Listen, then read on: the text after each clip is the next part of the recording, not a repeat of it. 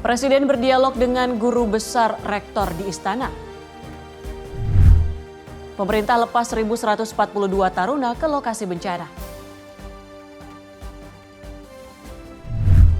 Kemenkes awasi mutu MBG untuk 55,1 juta penerima manfaat per hari.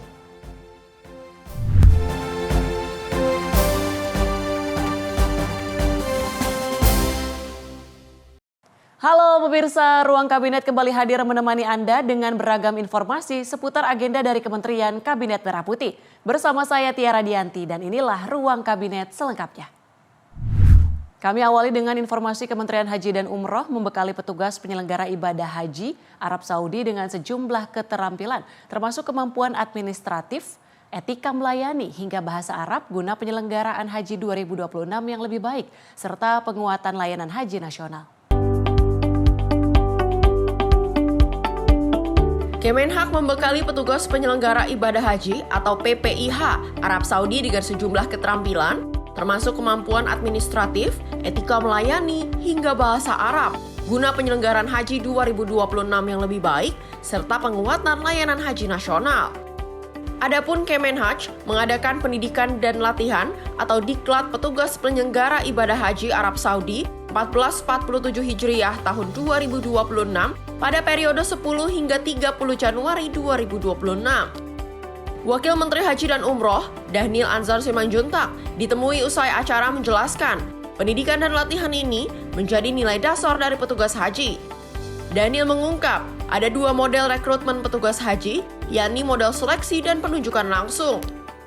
Tentu nilai-nilai dasar tentang petugas ya, karena kan memang seperti saya sebutkan kemarin ke teman-teman media bahwasannya kritik publik paling tinggi itu kan terkait dengan petugas. Terus terang banyak kelemahan, banyak kekurangan, terutama pada proses rekrutmen. Nah, kami kan tidak punya waktu banyak untuk memperbaiki metodologi dan proses rekrutmen petugas. Karena kan ada dua model rekrutmen, yaitu model seleksi, yang sebagian besar memang seleksi, kemudian ada model penunjukan langsung. Nah, ke depan yang banyak kritik itu tentu terkait dengan seleksi metodenya. Mungkin ke depan kami akan banyak perubahan rekrutmen, terutama terkait dengan transparansinya dan akuntabilitasnya.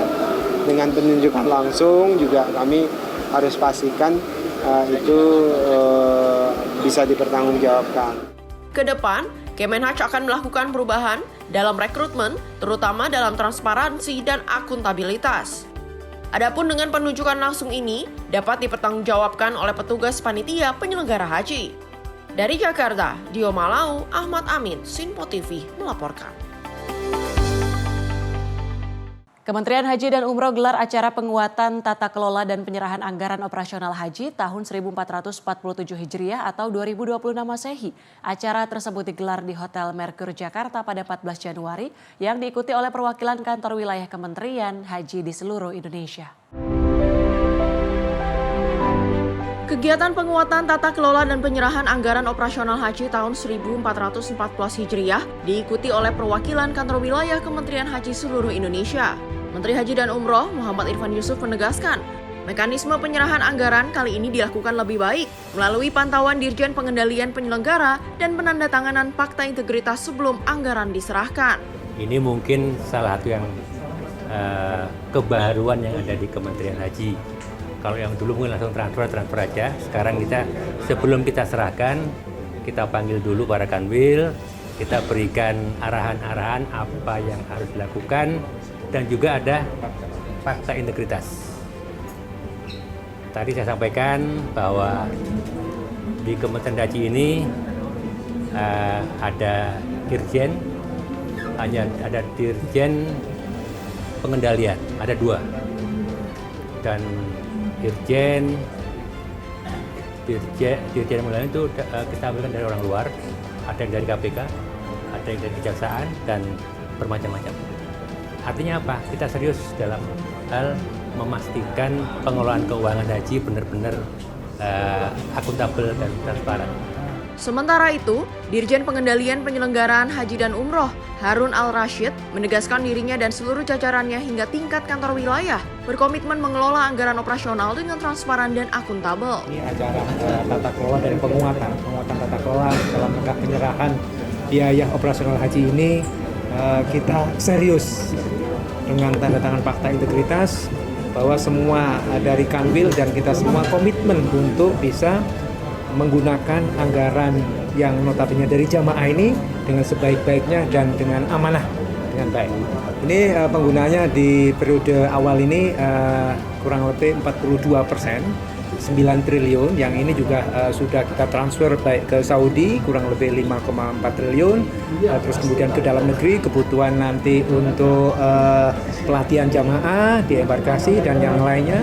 Untuk kemudian nanti di bulan Maret kita juga akan menerima lagi dana-dana tersebut dan Juni untuk kemudian kita lakukan transfer ke berbagai kebutuhan yang ada.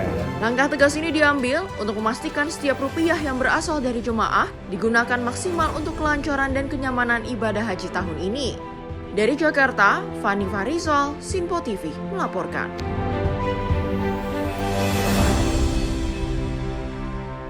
Ratusan petugas haji tahun 2026 resmi mengikuti pendidikan dan pelatihan di Asrama Haji Pondok Gede, Jakarta Timur pada Minggu 11 Januari 2026. Pendidikan dan pelatihan petugas haji PPIH Arab Saudi resmi dimulai pada Minggu 11 Januari 2026. Nantinya petugas haji dari seluruh Indonesia akan mengikuti serangkaian diklat selama 20 hari ke depan. Irjen Kementerian Haji dan Umroh Republik Indonesia, Maijen TNI Purnawirawan Dendi Suryadi mengatakan bahwa diklat petugas haji 2026 dilakukan untuk menghasilkan petugas yang profesional dan berintegritas melalui 4 sasaran, yakni fisik yang kuat, mental yang tangguh, sebagai pelayanan, pengetahuan dan keterampilan yang mumpuni, serta adanya persatuan. Nah, di hari ini memang titik awal ya, kepada teman-teman tadi mungkin teman-teman wartawan juga saya minta ini maklum aja, karena kita akan mau menghadirkan, ini bagian dari ikhtiar kita untuk menghadirkan petugas haji yang lebih profesional dan berintegritas melalui 4 sasaran. Yang pertama, fisiknya kuat, fisiknya bugar. Karena memang ibadah haji itu kan 90% ibadah fisik, sehingga petugasnya juga harus lebih kuat daripada jemaah. Kemudian yang kedua, mentalnya memang mental yang tangguh sebagai pelayan. Mentalnya memang siap menjadi pelayan. Petugas kan. Kemudian yang ketiga, pengetahuan dan keterampilannya mumpuni sesuai dengan tusinya masing-masing. Terakhir, adanya bonding, adanya persatuan. Seperti yang tadi saya bilang, seperti persatuan Indonesia. Kita kuat karena kita bersatu. Kita rapor bahwa kita bercerai-berai. Nah, itu yang mau kita sasarkan itu kan. Adapun layanan PPIH Arab Saudi 2026 diantaranya layanan akomodasi, konsumsi, transportasi, dan layanan penunjang lainnya seperti kesehatan, jemaah lansia, disabilitas, dan media center haji. Tim redaksi Sinpo TV melaporkan. Menteri Haji dan Umrah Muhammad Irfan Yusuf mengingatkan para petugas haji tentang tugas utama menjadi pelayan jemaah haji. Gus Irfan berpesan para PPIH mendahulukan bertugas buat motivasi utamanya berhaji. Petugas, jadilah petugas yang benar-benar melayani jamaah. Jangan mementingkan kebutuhan sendiri. Apakah itu kebutuhan finansial, apa itu kebutuhan fisik, apakah itu kebutuhan untuk menjalankan ritual-ritual haji sendiri. Kita sudah niat menjadi petugas. Jika ada kesempatan menjalankan ritual haji, alhamdulillah. Tapi kalau tidak bisa harus milih antara menjalankan ritual haji atau menjalankan tugas, tentu pilihan pertama.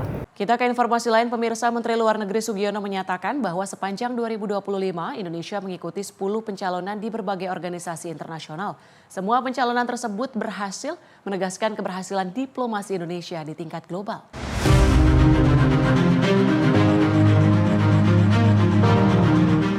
Dalam acara pernyataan pers tahunan di kantor Kementerian Luar Negeri Jakarta pada Rabu 14 Januari, Menteri Luar Negeri Sugiono menegaskan bahwa sepanjang 2025, Indonesia telah mengikuti 10 pencalonan strategis di berbagai organisasi internasional sebagai bagian dari diplomasi ketahanan. Langkah ini ditempuh untuk memastikan kepentingan nasional tetap terlindungi di tengah dinamika global yang semakin tidak menentu. Menurut Sugiono, keikutsertaan Indonesia dalam pencalonan tersebut mencerminkan pelaksanaan politik luar negeri bebas dan aktif yang berlandaskan amanat konstitusi sekaligus komitmen untuk berkontribusi pada ketertiban dunia. Pencalonan itu mencakup sektor-sektor strategis seperti perdamaian dan keamanan, hukum internasional, hak asasi manusia, pembangunan berkelanjutan, kesehatan dan pendidikan, serta mengantarkan Indonesia terpilih sebagai Presiden Dewan HAM PBB tahun 2026. Berhasil kita menangkan.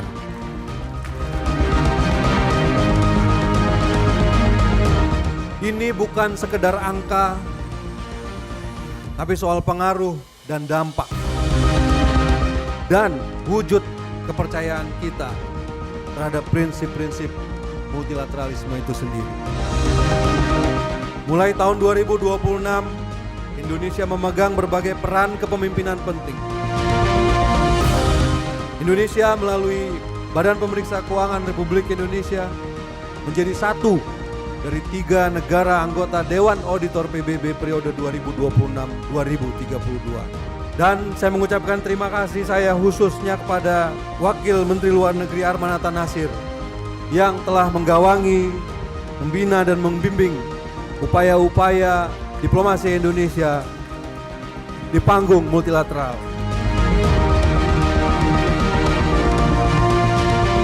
Rule setting adalah bukti multilateralisme dapat bekerja dan berdampak langsung bagi kehidupan kita. Sugiono menambahkan Indonesia juga terus memastikan kepentingan nasional diperhitungkan dalam berbagai forum multilateral teknis termasuk di International Maritime Organization dan Universal Postal Union. Di tengah meningkatnya tekanan global akibat rivalitas geopolitik dan melemahnya tata kelola multilateral, Indonesia menilai multilateralisme tetap relevan dan diperlukan untuk menjaga stabilitas internasional serta melindungi kepentingan negara berkembang. Tim redaksi Sinpo TV melaporkan. Masih dari Menteri Luar Negeri RI Sugiono menegaskan bahwa penyelesaian perbatasan darat dan maritim menjadi prioritas diplomasi Indonesia. Langkah ini bertujuan memperkuat kedaulatan negara dan menjaga posisi tawar Indonesia di tengah dinamika geopolitik global. Menteri Luar Negeri RI Sugiono menegaskan bahwa penyelesaian wilayah perbatasan Indonesia dengan negara tetangga, baik darat maupun maritim, menjadi prioritas utama diplomasi Indonesia. Pernyataan tersebut disampaikan dalam pernyataan pers tahunan Kementerian Luar Negeri awal 2026 pada Rabu 14 Januari di Jakarta. Bagi Indonesia, kepastian batas wilayah tidak hanya soal peta, tetapi juga fondasi kedaulatan negara, tata kelola kawasan, dan posisi tawar di tengah dinamika geopolitik global. Sepanjang 2025, kemajuan signifikan telah dicapai dalam penyelesaian isu perbatasan dengan Malaysia, Timur Leste, dan Vietnam. Menlu Sugiono menekankan bahwa agenda perbatasan terkait langsung dengan hukum internasional dan stabilitas kawasan. Pemerintah akan terus memperkuat langkah dan memberikan kepastian, mencegah eskalasi dan menjaga dialog konstruktif dengan negara-negara tetangga. Pelayan batas maritim dan darat dengan negara-negara tetangga menjadi prioritas kita. Karena kejelasan batas wilayah adalah prasyarat di kedaulatan dan stabilitas. Sepanjang tahun 2025, kemajuan signifikan telah dicapai dalam rangka menyelesaikan permasalahan-permasalahan perbatasan, termasuk dengan Malaysia, dengan Timor Leste dan Vietnam. Dan dalam lingkup yang lebih luas, kedaulatan juga memerlukan postur pertahanan yang tangguh dan kerjasama yang strategis. Karenanya pertahanan dan keamanan kita turut dibangun melalui jaringan strategis yang saling menguatkan dengan mitra-mitra kunci. Dalam setahun terakhir, kita menyepakati 7 kerjasama di bidang pertahanan, serta 16 perjanjian penegakan hukum, termasuk diantaranya dengan Australia, Kanada, Prancis, Turki, dan Yordania. Kita juga membentuk kemitraan strategis dengan Rusia dan Thailand, serta kemitraan strategis komprehensif dengan Vietnam. Berbagai kesepakatan ini adalah komitmen untuk memperdalam kepastian kerjasama dan interoperabilitas. Sepanjang 1 tahun terakhir juga, kita telah melakukan 4 dialog 2+2 dengan Menteri Luar Negeri dan Menteri Pertahanan negara mitra kunci, yaitu Tiongkok, Jepang, Australia, Dan baru saja di awal tahun ini dengan Turki. Selain itu, diplomasi Indonesia dibarengi pembangunan kemitraan strategis di bidang pertahanan dan penegakan hukum dengan negara seperti Australia, Kanada, Prancis, Turki, Jordania, Rusia, Thailand, dan Vietnam. Menlu Sugiono menegaskan bahwa stabilitas dan ketahanan nasional dibangun melalui kepastian, pencegahan, dan dialog sesuai politik luar negeri bebas aktif yang melindungi kepentingan rakyat dan kedaulatan Indonesia. Tim redaksi Sinpo TV melaporkan. Menteri Keuangan Purbaya Yudi Sadewa buka suara terkait penggeledahan kantor pusat Direktorat Jenderal Pajak oleh Komisi Pemberantasan Korupsi. Dirinya memastikan masih menunggu serta menghormati proses hukum yang berlaku. Komisi Pemberantasan Korupsi menggeledah kantor pusat Direktorat Jenderal Pajak pada Selasa 13 Januari 2026. Dalam penggeledahan tersebut, sejumlah petugas-petugas KPK langsung keluar dari kantor dan langsung masuk ke dalam mobil. Terkait dengan penggeledahan tersebut, Menteri Keuangan Purbaya Yudi Sadewa buka suara mengenai penggeledahan usai menghadiri acara IDN. Purbaya menyebut penggeledahan yang dilakukan oleh KPK menunjukkan ada terjadi kesalahan di kantor pajak tersebut. Dirinya pun menunggu serta menghormati prosesnya. Purbaya akan memberikan pendampingan hukum dikarenakan pegawai tersebut masih di pegawai keuangan sebelum ditetapkan bersalah oleh pengadilan. Menkeu pun tidak akan mengintervensi proses hukum. Ya ada pelanggaran, lihat aja proses hukumnya seperti apa. Oke, makasih. Tapi yang jelas kan ini, geledah periksa. Tapi kan kalau saya ditanya kenapa kamu bilang kamu akan menemani hukum, mendampingi secara hukum, itu kan pasti pegawai keuangan sebelum dia diperiksa bersalah di pengadilan, dia masih pegawai keuangan. Jadi kan kita dampingi terus, tapi nggak ada intervensi dalam pengertian saya datang mereka stop ini stop. Dari Jakarta, Tio Malau, Sinpo TV melaporkan. Menteri Sekretaris Negara Prasetyo Hadi menyatakan bahwa dialog Presiden Prabowo bersama para akademisi di Istana Merdeka Jakarta untuk membahas salah satunya kualitas pendidikan tinggi di tanah air. Adapun dialog ini dilangsungkan secara tertutup untuk mendengar langkah teknis terkait beberapa pembahasan bersama para akademisi. Pertemuan Presiden Prabowo bersama 1.200 pimpinan pendidikan tinggi, yakni rektor, guru besar, hingga dekan di Istana Merdeka Jakarta untuk menyerap aspirasi para akademisi untuk memajukan lini sektor khususnya di bidang sosial dan humaniora. Menteri Sekretaris Negara Prasetyo Hadi menjelaskan, pertemuan ini digelar secara tertutup sejak Kamis pagi dengan pembahasan konkret antara lain menyoroti kualitas pendidikan tinggi saat ini dan rencana pemenuhan kebutuhan dokter di tanah air. Sejauh ini, 2 pembahasan yang dapat diungkapkan pihak istana. Selain itu, masih banyak hal yang rencananya turut dibahas oleh Presiden Prabowo Subianto bersama kalangan akademisi.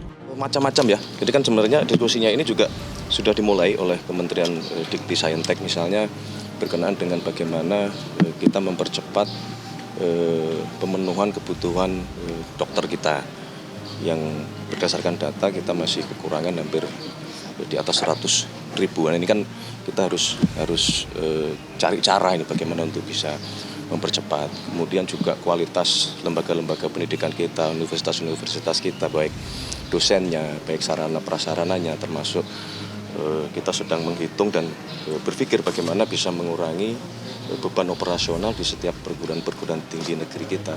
Karena kita menyadari bahwa sesungguhnya amanat konstitusi kita harus mencerdaskan kehidupan bangsa dan salah satunya ya melalui pendidikan di tingkat universitas. Sehingga kalau memungkinkan kita sedang coba menghitung bagaimana universitas-universitas ini dapat maju dan berkualitas dan tidak memberatkan dari sisi pembiayaan bagi masyarakat atau bagi mahasiswa. Dari Jakarta, Max Munte, Sinpo TV melaporkan.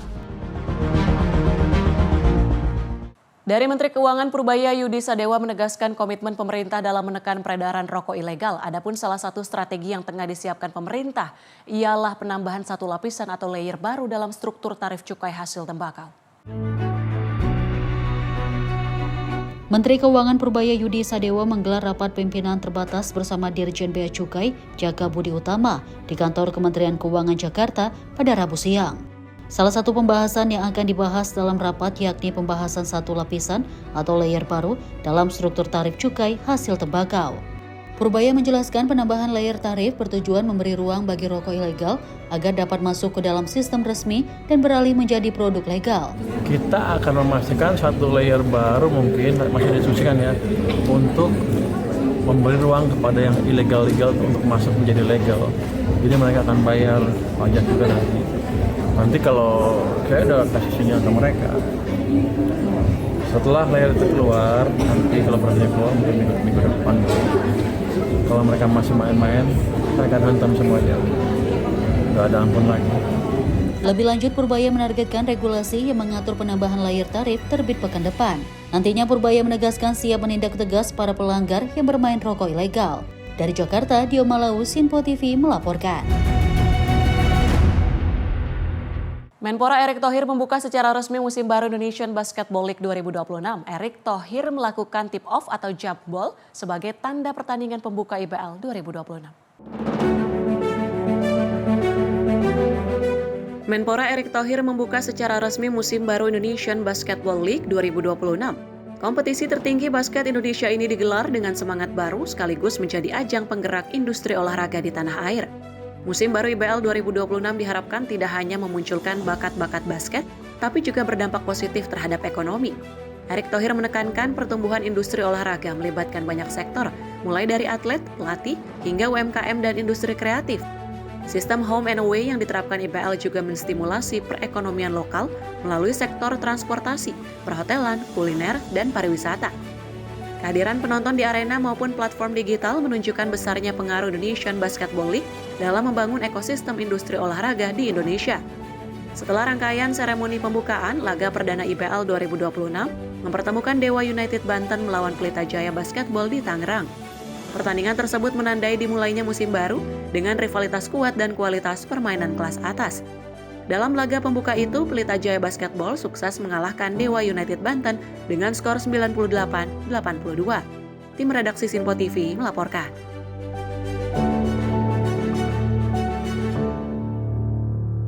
Kita ke Menteri UMKM RI Maman Abdurrahman menekankan pentingnya kolaborasi lintas sektor untuk menjaga ekosistem bisnis digital yang utuh, khususnya pada sektor transportasi online. Hal ini disampaikan Menteri Maman saat menghadiri acara Grab untuk Indonesia pada 13 Januari 2026. Menteri UMKM RI Maman Abdurrahman menghadiri acara Grab untuk Indonesia, dukungan untuk mitra pengemudi dalam 3 babak di Jakarta pada Selasa 13 Januari 2026. Dalam kesempatan itu, Menteri Maman menekankan pentingnya kolaborasi lintas sektor untuk menjaga ekosistem bisnis digital yang utuh, khususnya pada sektor transportasi online agar terus mendorong pertumbuhan ekonomi bangsa. Menurutnya, pemerintah berkepentingan untuk terus memonitor segala hal terkait transportasi online sesuai dengan arahan dan perintah Presiden Prabowo Subianto. Lebih lanjut, Menteri Maman menyatakan bahwa transportasi online merupakan bagian penting dari ekosistem UMKM yang menopang aktivitas ekonomi rakyat di berbagai daerah. Tim redaksi Sinpo TV melaporkan. Kami akan kembali usai jeda, tetaplah bersama kami di Ruang Kabinet.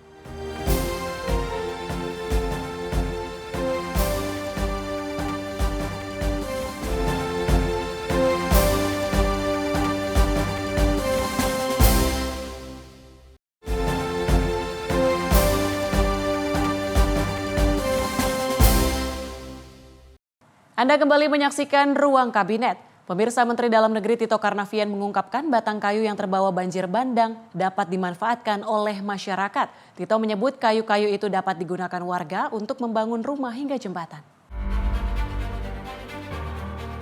Pasca bencana di Sumatera terdapat banyaknya batang kayu yang terbawa banjir dan longsor. Menteri Dalam Negeri Tito Karnavian mengatakan, gelondongan-gelondongan kayu itu boleh dimanfaatkan oleh masyarakat. Nantinya dengan gelondongan kayu, warga dapat memanfaatkan untuk membuat rumah maupun jembatan. Kendati demikian, Tito menegaskan gelondongan kayu yang terbawa banjir dan longsor tidak boleh dimanfaatkan oleh perusahaan komersial. Selain itu juga, Mendagri menyebut TNI dan Polri yang terlibat dalam rehabilitasi pasca bencana boleh memanfaatkan kayu gelondongan asalkan penggunaannya sesuai dengan tujuan pemulihan bencana. Sudah clear bahwa kayu-kayu itu dapat dimanfaatkan oleh warga. Misalnya untuk membangun rumah, pagar, dan lain-lain, jembatan, silakan. Yang nggak boleh adalah kayu itu ya diambil oleh perusahaan komersial dan kemudian setelah itu dipakai untuk jualan komersial. Jadi semuanya sepenuhnya boleh dipakai untuk warga, oleh TNI, oleh Polri dan lain-lain sepanjang untuk kepentingan membangun rehabilitasi pemulihan bencana tanpa komersial. Itu aja, masih. Dari Banda Aceh, Fahrizal Davarizkiano, Sinpo TV melaporkan.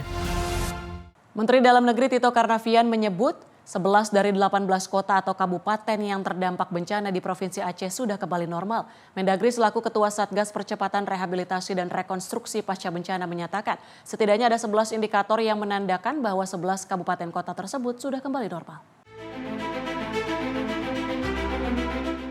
Hari pertama pasca ditunjuk sebagai Ketua Satgas Percepatan Rehabilitasi dan Rekonstruksi Pasca Bencana oleh Presiden Prabowo Subianto, Tito Karnavian langsung melakukan bersama Kasum TNI Jenderal TNI Richard Tampu-Bolon rapat di Command Center Kemendagri. Dalam rapat tersebut Tito menyebut jika 11 dari 18 kota atau kabupaten yang terdampak bencana di Provinsi Aceh sudah kembali normal. Selain itu, Satgas Percepatan Rehabilitasi dan Rekonstruksi Pasca Bencana sekaligus Menteri Dalam Negeri Tito Karnavian mengatakan setidaknya ada 11 indikator yang menandakan bahwa 11 kabupaten kota tersebut sudah normal kembali. Yang pertama yakni indikator sudah beroperasi serta berjalannya pemerintahan daerah. Selain itu pulihnya akses jalan nasional yang dapat dilalui, serta beroperasinya layanan publik seperti layanan di rumah sakit umum daerah dan juga pendidikan. Kalau yang untuk lumpur, diskusi kami dengan Pak Menhan, beliau ingin agar ini digunakan sebagai tanggul. Tanggul karena kan ini banyak yang tanggul yang sudah sungai, kemudian sedimen, ya otomatis dangkal. Kalau ada hujan dikit, dia tumpah ke kanan kiri ke pemukiman warga. Nah ini dikerok, kemudian dijadikan tanggul di kiri kanannya. Saya belum dapat informasi yang pasti. Ada yang dengar informasi, ada yang katanya ada yang mau membeli lumpurnya. Saya belum dapat informasi yang pasti A1 ya dalam bahasa kita itu belum.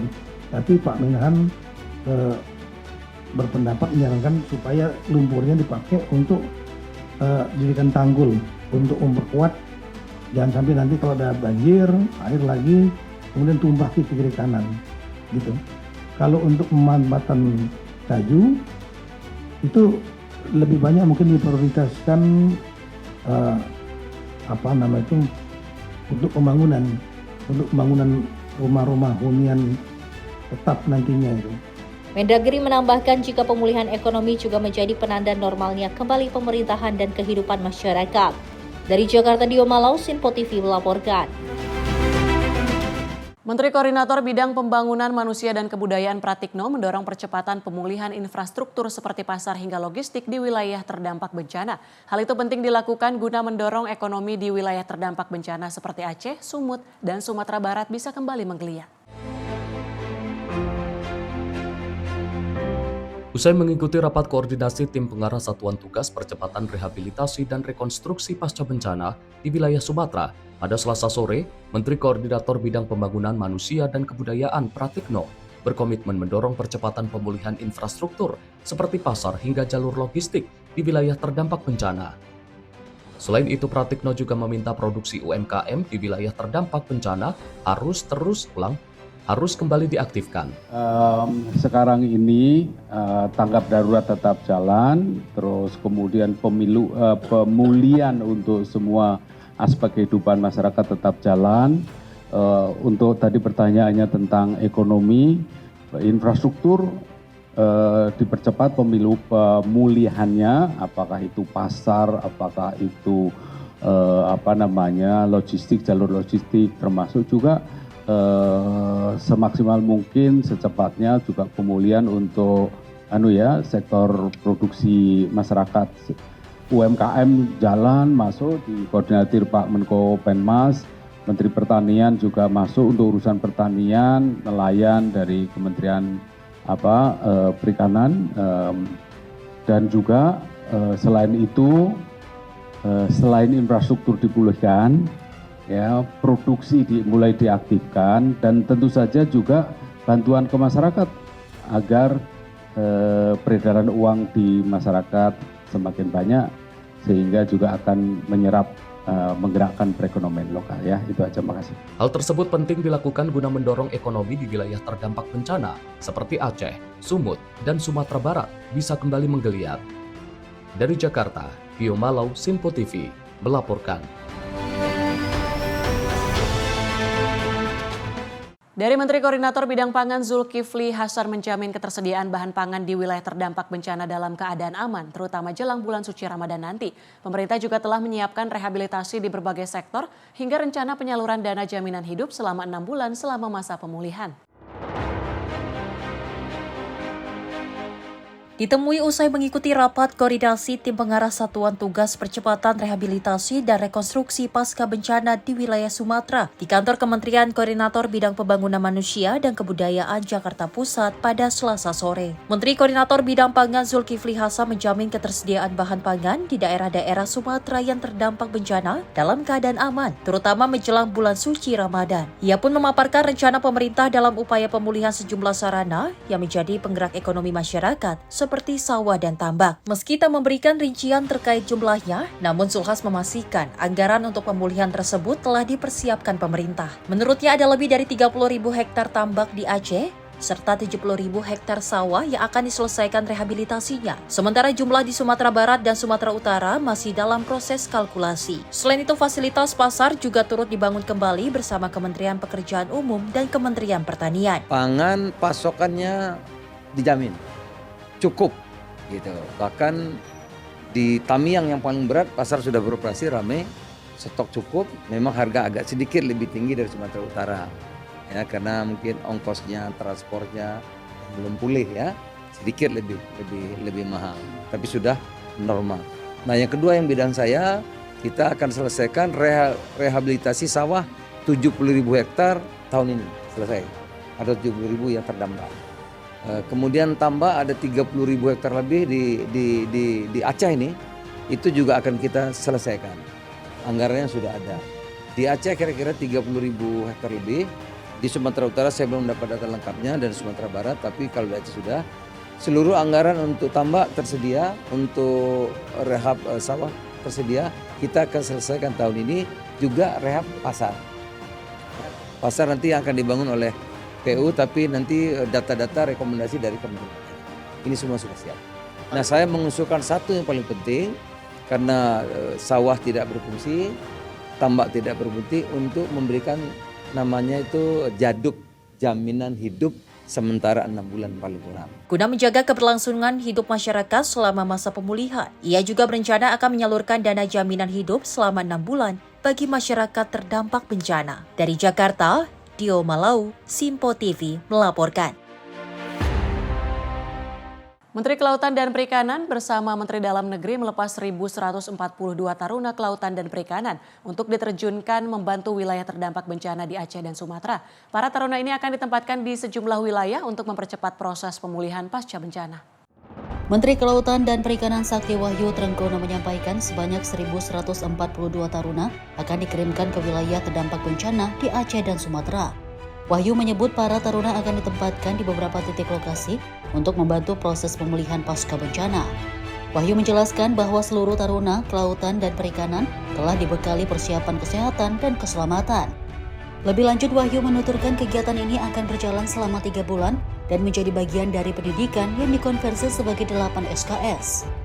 Kami dari Kementerian Kelautan dan Perikanan mengirim 1.142 taruna ya ke wilayah daerah bencana di Aceh dan Sumatera. Kita fokuskan nanti, kita berkoordinasi dengan Pak Ketua Satgas, dalam hal ini Pak Menteri Dalam Negeri Pak Tito. Beliau hadir juga di sini yang juga melepas. Ya, kita sudah berkoordinasi dari jumlah taruna yang kita sampaikan itu nanti dibagi di beberapa titik. Jadi ada 3 sampai 4 titik begitu dengan jumlah tertentu, tapi totalnya kira-kira 1.142. Kita punya 6.000 taruna kurang lebih, jadi nanti kalau Pak Mendagri call lagi kita kira-kira untuk ditambahkan, kita siap untuk itu. Itu yang intinya. Saya sudah pergi ke sana baru 1 minggu yang lalu, sudah keliling dari ujung ke ujung, memang medannya sangat luar biasa dan kita sudah bekali kepada seluruh taruna ini, kita sampaikan jangan sampai mereka kemudian di sana menjadi sakit. Itu juga satu hal, mereka harus bekerja, jadi itu menjadi bagian dari pengalaman untuk para taruna dan kita akan berikan juga sebagai satu kredit 8 SKS. Iya Bapak. 8 SKS kepada taruna karena mereka nanti selama 3 bulan berada di sana. Tugasnya banyak, di antaranya adalah membantu merecovery dan itu tentu sesuai dengan arahan dari Pak Ketua Satgas apa yang harus mereka kerjakan. Selain juga membantu masyarakat yang. Dari Jakarta, Jihan Abdullah Azizul Hakim, Simpo TV melaporkan. Dari Menteri Pertanian Amran Sulaiman mengungkapkan bahwa pihaknya mengusulkan untuk meminta tambahan anggaran kepada Komisi 4 DPR. Tambahan anggaran ini diperuntukkan untuk dilakukannya pemulihan pasca bencana, seperti rehabilitasi lahan sawah yang rusak ringan, sedang maupun berat. Menteri Pertanian Amran Sulaiman mengatakan bahwa kebutuhan anggaran untuk pemulihan sektor pertanian pasca bencana Sumatera mencapai 6,6 triliun. Anggaran tersebut terdiri atas 1,49 triliun dari alokasi anggaran pendapatan belanja negara Kementerian Pertanian tahun 2026 dan usulan tambahan anggaran sebesar 5,1 triliun untuk menangani dampak bencana. Hal itu disampaikannya saat menghadiri rapat kerja bersama Komisi 4 DPR di Kompleks Parlemen Senayan, Jakarta. Pasalnya, Amran menilai alokasi anggaran bersumber dari APBN kementeriannya belum cukup untuk menutup seluruh kebutuhan pemulihan sektor pertanian akibat dampak bencana yang cukup luas. Tadi kita raker dengan Komisi 4, kami ucapkan terima kasih kepada Ibu Ketua Komisi 4, Wakil Ketua Komisi 4, anggota Komisi 4, yang kami hormati, kami banggakan, kami ucapkan terima kasih atas supportnya selama ini. Tadi juga kita bahas masalah rehab, salah satunya cetak sawah, perkebunan, peternakan di Aceh, Sumatera Utara, dan Sumatera Barat. Insya Allah sebentar subuh kami berangkat ke Aceh. Bersamaan 3 lokasi kita memulai rehab sawah yang rusak ringan, sedang, dan berat. Kita memulai dari ringan dan sedang agar saudara-saudara kita bisa bekerja seperti biasanya. Dari Jakarta, Fahrizal dan Fariskiano, Simpo TV melaporkan. Sementara itu, Menteri Perumahan dan Permukiman Marwarar Sirait menyatakan pembangunan hunian tetap untuk warga terdampak bencana dengan memperhatikan kriteria utama. Salah satu kriteria ialah lokasi pembangunan hunian tetap harus bebas dari risiko banjir dan longsor. Menteri Perumahan dan Permukiman Marwarar Sirait menjelaskan bahwa dalam membangun hunian tetap bagi korban bencana harus memperhatikan beberapa aspek. Marwarar menyebut kriteria yang pertama ialah harus aman dari bencana banjir dan longsor.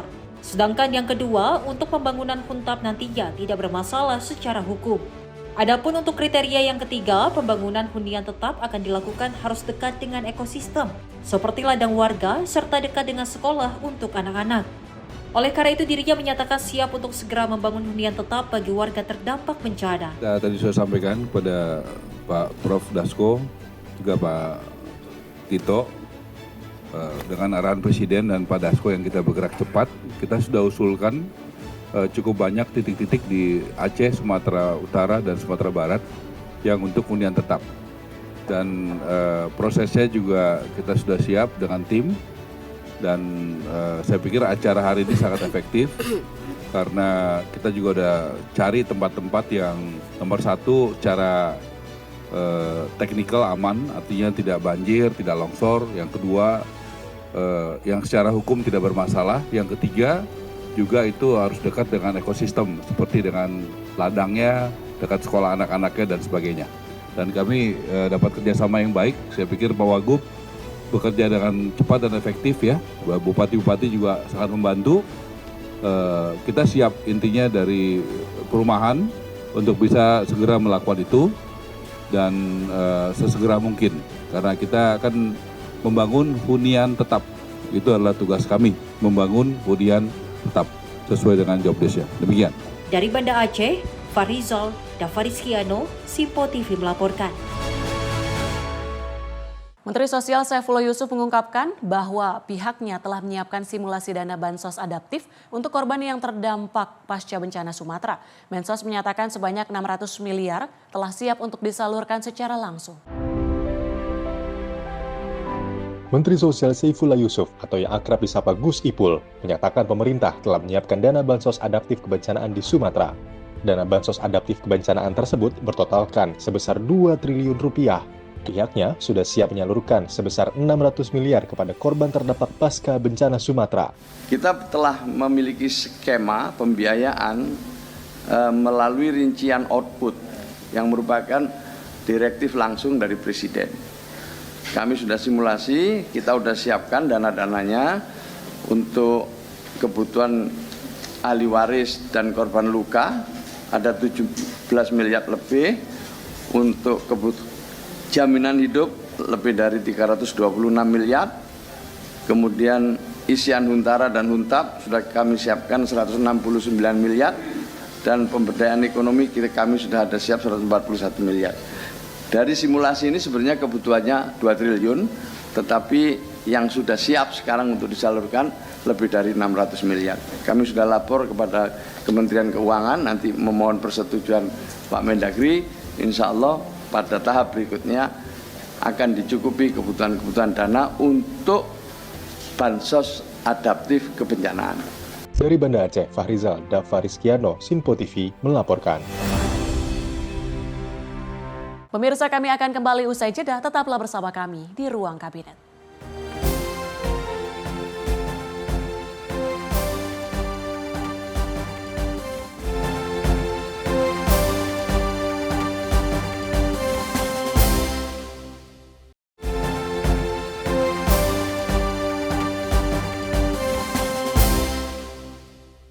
Anda kembali menyaksikan Ruang Kabinet bersama saya, Tiara Dianti. Program Makan Bergizi Gratis kini telah menjangkau 55,1 juta penerima manfaat per hari. Target tersebut melonjak signifikan dari target awal yang hanya 6 juta orang. Seiring peningkatan cakupan tersebut, Kementerian Kesehatan menegaskan komitmennya dalam mengawal mutu dan keamanan pangan agar makanan yang dibagikan tetap aman, layak, dan higienis. Wakil Menteri Kesehatan Benjamin Paulus Octavianus menyampaikan bahwa peran utama Kementerian Kesehatan dalam pelaksanaan program MBG adalah pengawasan, khususnya terhadap standar keamanan pangan di dapur-dapur SPBG berbagai daerah. Pengawasan dilakukan melalui kerjasama program MBG dengan Dinas Kesehatan di daerah yang bertugas, memastikan seluruh proses pengolahan makanan memenuhi standar kesehatan. Adapun salah satu instrumen utama dalam pengawasan tersebut adalah sertifikasi layak higienis dan layak dikonsumsi bagi dapur SPBG. Antara MBG dengan Dinas Kesehatan di daerah, itu yang kita menjaga mutu, maka keluarlah sertifikat untuk layak dimakan ya, higienisnya bagaimana, itu yang dikerjakan oleh Ibu Ten dari Kementerian Kesehatan yang mengawal. Bersyukurlah hari ini dalam 4.535 SPBG yang sudah lulus sertifikat, itu artinya itu termasuk pemeriksaan laboratoriumnya, segalanya itu dicek.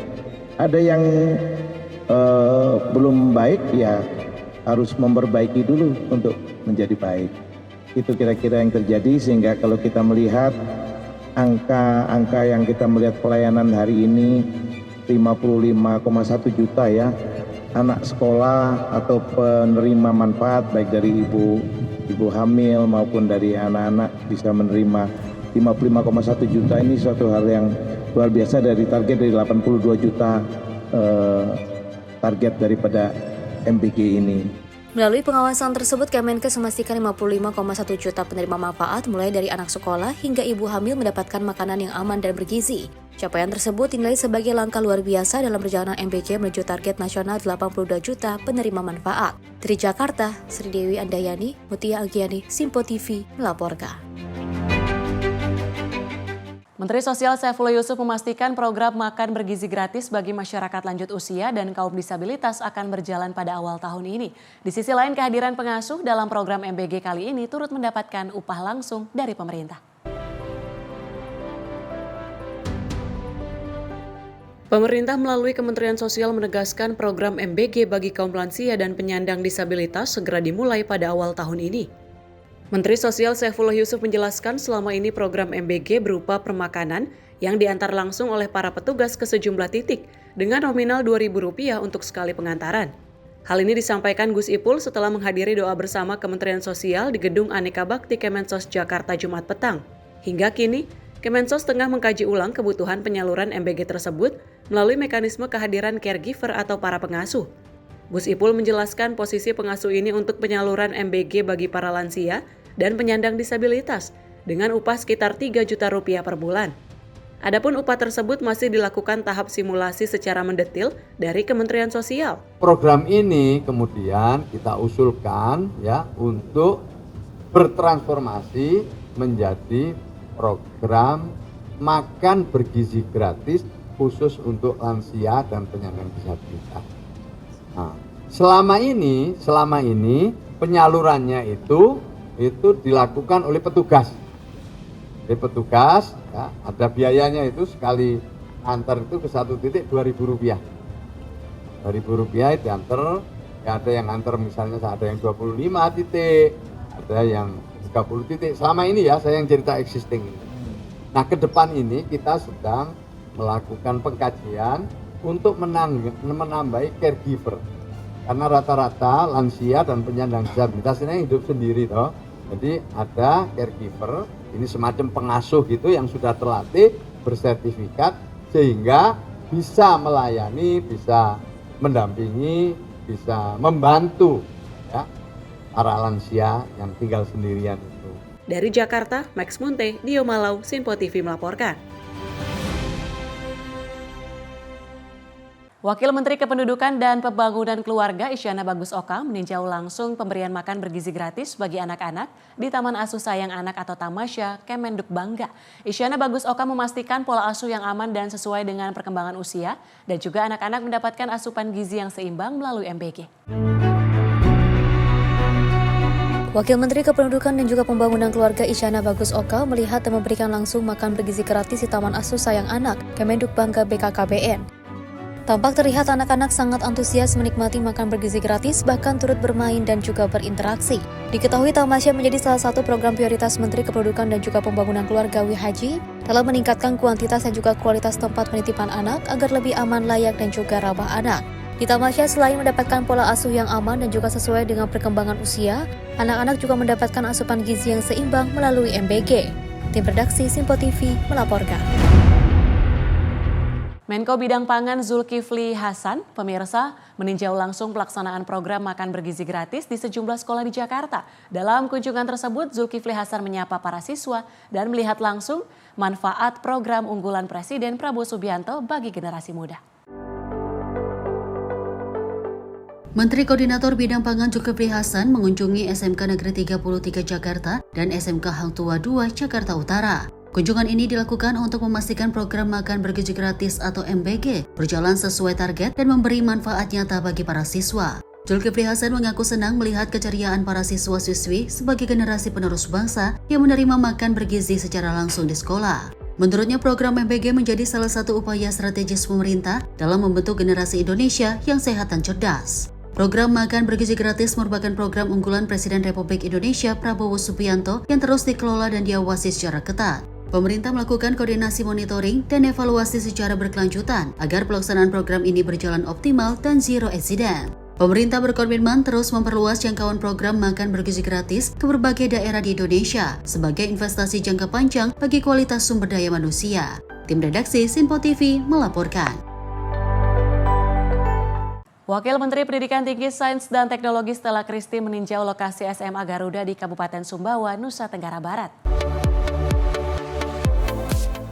Pemerintah terus memperkuat komitmen untuk menyeimbangkan akses pendidikan berkualitas melalui program hasil terbaik cepat Sekolah Garuda. Hal ini ditunjukkan Wakil Menteri Pendidikan Tinggi, Sains dan Teknologi Stella Christy saat meninjau kesiapan 2 lokasi calon lahan Sekolah Garuda di Kabupaten Sumbawa, Nusa Tenggara Barat. Wamen Stella menegaskan bahwa Sekolah Garuda merupakan bentuk keseriusan Presiden dalam memastikan setiap anak bangsa memperoleh pendidikan yang benar-benar bermutu dan berdaya saing global. Melalui Sekolah Garuda, pemerintah menargetkan lahirnya lulusan berprestasi yang mampu melanjutkan pendidikan ke perguruan tinggi ternama, baik di dalam maupun luar negeri. Nantinya sebagai pemerataan akses, minimal 80% siswa Sekolah Garuda akan menerima beasiswa penuh. Kebijakan ini ditujukan agar siswa berprestasi dari keluarga kurang mampu tetap dapat mengenyam pendidikan unggulan tanpa terbebani biaya. Tim redaksi Simpo TV melaporkan. Menteri SDM Bahlil Lahadalia menyatakan kilang terintegrasi Balikpapan resmi beroperasi. Proyek ini diperkirakan bisa menghemat devisa Indonesia hingga 60 triliun rupiah per tahun. Proyek raksasa Refinery Development Master Plan RMDP atau modernisasi kilang Balikpapan resmi beroperasi dengan investasi USD 7,4 miliar atau 123 triliun rupiah. Menteri ESDM Bahlil Lahadalia menyebut kilang ini bukan sekedar tumpukan besi, melainkan mesin penyelamat devisa negara yang bisa membantu Indonesia lepas dari ketergantungan impor BBM. Modernisasi kilang meningkatkan kapasitas produksi dari 260.000 barel per hari menjadi 360.000 barel per hari. PT Pertamina memperkirakan hal ini bisa menurunkan impor energi hingga 68 triliun per tahun termasuk bensin, solar, aftur, dan LPG. Selain kuantitas, kilang juga mampu memproduksi bahan bakar yang lebih ramah lingkungan. Jadi dengan RDMP ini, kita bisa menghemat devisa kurang lebih sekitar 60 triliun lebih. Atas perintah Bapak Presiden, maka mulai yang sekarang kita bicara ini Pak, tidak ada lagi impor solar untuk insya Allah ke depan. Karena kebutuhan solar kita totalnya 38 juta, sekarang B40 dan B60. Sekarang dengan ini kita menambah kurang lebih sekitar hampir 5 juta. Impor kita tinggal 5 juta Pak, jadi sudah tertutupi bahkan surplus 1,4 juta. Dengan produksi tahunan mencapai 5,8 juta kiloliter bensin dan 1,8 juta kiloliter solar, Indonesia dihadapkan menekan impor BBM secara signifikan tahun ini. Pengoperasian kilang Balikpapan menjadi tonggak baru kedaulatan energi sekaligus memperkuat ketahanan fiskal negara. Tim redaksi Simpo TV melaporkan. Kita ke Menteri Pekerjaan Umum Dodi Hanggodo yang meninjau daerah yang tergenang banjir di Kabupaten Banjar, Kalimantan Selatan dengan menggunakan perahu karet. Saat meninjau kawasan yang tergenang banjir, Dodi Hanggodo mengatakan pentingnya percepatan pembangunan Riam Kiwa dapat mengurangi risiko banjir hingga 70%. Inilah Desa Kramat, Kecamatan Sungai Tabuk, Kabupaten Banjar, Kalimantan Selatan yang tergenang banjir pada Jumat 9 Januari 2026 lalu. Ketinggian genangan air yang mencapai lutut orang dewasa nyaris menutupi sekujur desa dan mengakibatkan aktivitas warga terganggu. Banjir dipicu curah hujan tinggi dengan intensitas mencapai 98,8 hingga 135 mm per hari, serta pasangnya Sungai Barito menyebabkan banjir di sejumlah wilayah di Kabupaten Banjar. Beberapa kawasan yang tergenang banjir antara lain Kecamatan Tapin, Tabalong, Balangan, Hulu Sungai Utara, Hulu Sungai Tengah, Hulu Sungai Selatan, Tanah Laut, serta Kota Banjarbaru. Air banjir bukan hanya menggenangi kawasan pemukiman, tapi juga persawahan, jalan, hingga fasilitas umum. Mendapat informasi banjir yang melanda beberapa daerah di Kabupaten Banjar, Kalimantan Selatan, Kementerian Pekerjaan Umum langsung bergerak cepat. Tim gerak cepat Kementerian PU yang diterjunkan langsung menuju lokasi terdampak banjir dan fokus pada pemulihan akses dan perlindungan masyarakat terdampak.